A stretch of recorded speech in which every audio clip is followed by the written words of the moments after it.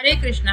आइए जानते हैं कि योगिनी एकादशी का महत्व क्या है और इसे कब और कैसे करना चाहिए। वीडियो को लास्ट तक जरूर देखिएगा ताकि कथा के साथ किस प्रकार से इसको पालना करना है और किस प्रकार से शुरुआत करनी है सब अच्छे से समझ में आ जाए।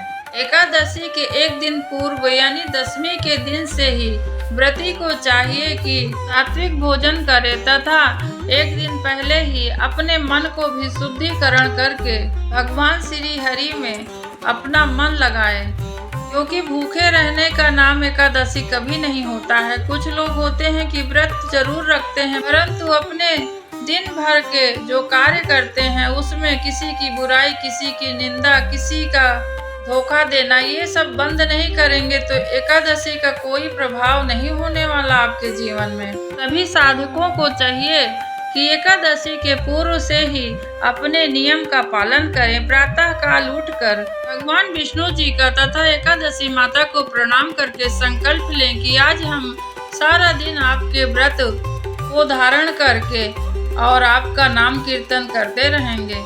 जब दूसरा दिन होता है पारण के दिन, तब उसका भी एक समय होता है। प्रातः उठकर स्नान आदि करके और एक ब्राह्मण को सीधा निकाल कर देना चाहिए। गाय के लिए थोड़ा चारा देना चाहिए, चिड़िया के लिए थोड़ा अन्न जरूर डाल दीजिए ताकि वो चुंगे। इस प्रकार थोड़ा बहुत दान धर्म करने के बाद ही पारण करना चाहिए।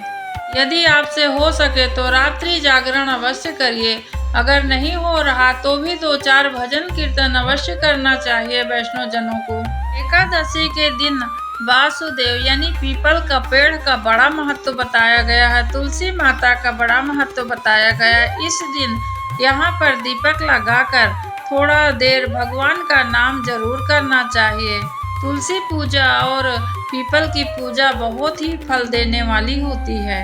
आप समझिए कि एकादशी योगिनी एकादशी का महत्व क्या है। पुराणों में 88,000 ब्राह्मणों को भोजन कराने से फल प्राप्त होता है, उसके बराबर एकादशी का व्रत करने से प्राप्त हो जाता है। विशेष रूप से यह स्वास्थ्य, समृद्धि और भगवान की भक्ति तीनों देती है। पुराणों में लिखा है कि योगिनी एकादशी का व्रत जो श्रद्धा से युक्त होकर करता है वह सांसारिक बंधनों से मुक्त होकर श्री हरि की कृपा को प्राप्त कर लेता है। आइए एक पौराणिक कथा को मैं आपको बतला रही हूँ। एक समय श्री हरि और युधिष्ठिर महाराज दोनों बैठे हुए थे। युधिष्ठिर जी कहते हैं कि हे जनार्दन, आप निर्जला एकादशी व्रत का महात्म मुझे तो बतला दिया है, परंतु आषाढ़ मास के कृष्ण पक्ष की एकादशी का महत्व, योगिनी एकादशी का महत्व भी मुझे बतलाएं।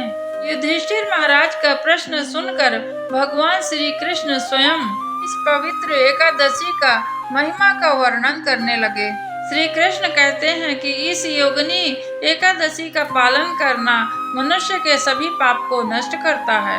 अगर मनुष्य के सुमेरु पर्वत के समान भी पाप इकट्ठा हो, परंतु एकादशी योगिनी एकादशी यदि वो व्रत रखता है श्रद्धा से युक्त होकर, तो सारे पाप उसके भस्म हो जाते हैं और उसके पुण्य का सूर्य उदय हो जाता है। हे युधिष्ठिर, अब मैं तुमसे पौराणिक कथा कहता हूँ और तुम ध्यान पूर्वक सुनो। एक अलकापुरी नगरी में कुबेर का राज्य था। वहाँ कुबेर राज्य किया करते थे और वो शिव के अनन्य भक्त थे और हेम नाम का यक्ष जो था उनका माली हुआ करता था। वह मानसरोवर में जाकर फूल लेकर उनके पास आता था और पूजा के लिए देता था। हेम माली अपने पत्नी के लिए बड़ा आसक्त था, उससे बड़ा प्रेम करता था।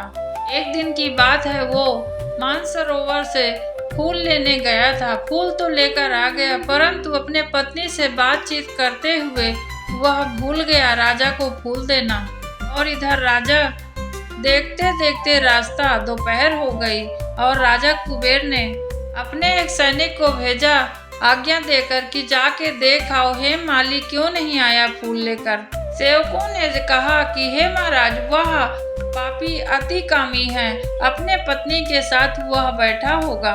यह बात जब राजा सुनी तो उसे बड़ा क्रोध आया और उसने हेम माली को बुलाकर, जब माली कुबेर के पास आया तो वो कांप रहा था भय के कारण। कुबेर उस माली से कहते हैं कि अरे पापी कामी नीच, तू अपने स्त्री के कारण मेरे लिए भगवान शिव की पूजा में विघ्न डलवा दिया, फूल समय से ना लेके आया। तू मेरे परम पूज्य शिव जी का अनादर किया है, इसलिए मैं तुझे श्राप देता हूँ कि अपने स्त्री का तू वियोग सहेगा और मृत्यु लोक में जाकर कोढ़ी हो जाएगा। इस प्रकार कुबेर के श्राप से हेममाली का स्वर्ग से पतन हो गया। वो पृथ्वी लोक में आ गया और जमीन पर जैसे ही गिरा उसके कोढ़ हो गया पूरे शरीर में, और उसकी स्त्री भी उसी समय अंतर ध्यान हो गई। मृत्यु लोक में माली ने अनेक प्रकार के बड़े भयानक दुख भोगे। जंगल में जाकर बिना जल और बिना अन्न के रात भर भटकते रहा। रात्रि में उसको नींद न आई और उसको शिव जी के पूजा के प्रभाव से पिछले जन्म का स्मृति हुई, ज्ञान हुआ उसे कि मैं पिछले जन्म में क्या किया हूँ। वह घूम रहा था। घूमते घूमते एक दिन वह मार्कंडेय ऋषि के आश्रम में पहुँच गया, जिनकी आयु 7 कल्प है और जिनकी सभा ब्रह्मा जी के सभा के समान लगती है। हेममाली ने उन्हें देखकर दूर से ही साष्टांग प्रणाम किया बार बार। यह देखकर दयावान और करुणावान मार्कंडेय ऋषि जी उससे पूछा कि तुमने ऐसा कौन सा पाप किया है जिसके प्रभाव से तुम्हारी यह दुर्दशा हुई है। तब हेममाली ने सारा वृत्तांत उन ऋषि मार्कंडेय जी से कह सुनाया। ऋषि मार्कंडेय जी कहते हैं कि निश्चित ही तुमने मेरे सामने सत्य वचन कहे होंगे, इसलिए मैं तुम्हारे उद्धार के लिए एक व्रत बताता हूँ। यदि तू आषाढ़ मास के कृष्ण पक्ष की योगिनी एकादशी व्रत करेगा तो तुम्हारे सारे पाप नष्ट हो जाएंगे। यह सुनकर हेममाली ने अत्यंत प्रसन्न होकर मुनि को साष्टांग प्रणाम किया और इसके बाद हेममाली ने विधि पूर्वक योगिनी एकादशी जिस प्रकार मुनि ने कहा था उसी प्रकार किया। इस व्रत के प्रभाव से हेममाली क्रोध मुक्त हो गया और अपने फिर से पुराने स्वरूप में आकर अपनी पत्नी के साथ सुख पूर्वक रहने लगा। तब भगवान श्री कृष्ण जी ने कहा कि हे राजन, इस योगिनी एकादशी व्रत का महात्म इतना बड़ा है कि 88,000 ब्राह्मणों को भोजन कराने के बराबर इसका अकेले पुण्य मिल जाता है। इस प्रकार हेममाली का एकादशी व्रत करने से जो पुण्य का प्रभाव हुआ उससे वह पुनः अपना शरीर और अपनी स्त्री पा गया। उसी प्रकार हम और आप योगिनी एकादशी व्रत का पालन करके अपना पुण्य कमा सकते हैं और भगवान श्री हरि के चरणों में अपना मन लगाकर योगिनी एकादशी व्रत करके और दान पुण्य करके अपना जीवन सार्थक बना सकते हैं।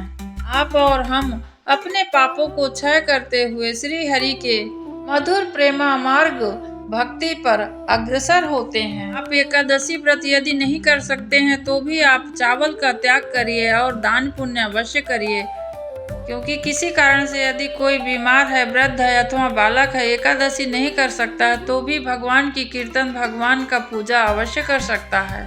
दान धर्म से भगवान बड़े प्रसन्न होते हैं और उससे भी ज्यादा प्रसन्न होते हैं। भगवान श्री हरि का नाम लो, कृष्ण राधा या भगवान श्री राम जी का नाम लो, विष्णु सहस्त्र नाम का पाठ कर सकते हैं। एक और मंत्र है, राम रामेति रामेति रमे रामे मनोरमे सहस्र नाम ततुल्यम राम नाम वरान्य। श्री कृष्ण गोविंद हरे मुरारे, हे नाथ नारायण, हे वासुदेवा। इस मंत्र का भी आप निरंतर जाप कर सकते हैं या सुन सकते हैं। आज के लिए बस इतना ही। भगवान श्री हरि की भक्ति आपको और हमें प्रदान हो, इसी इच्छा के साथ मैं अपनी वाणी को विराम देती हूँ। आज के लिए बस इतना ही। हरे कृष्णा। आषाढ़ मास की कृष्ण पक्ष की योगिनी एकादशी की आप सभी को ढेर सारी शुभकामनाएं।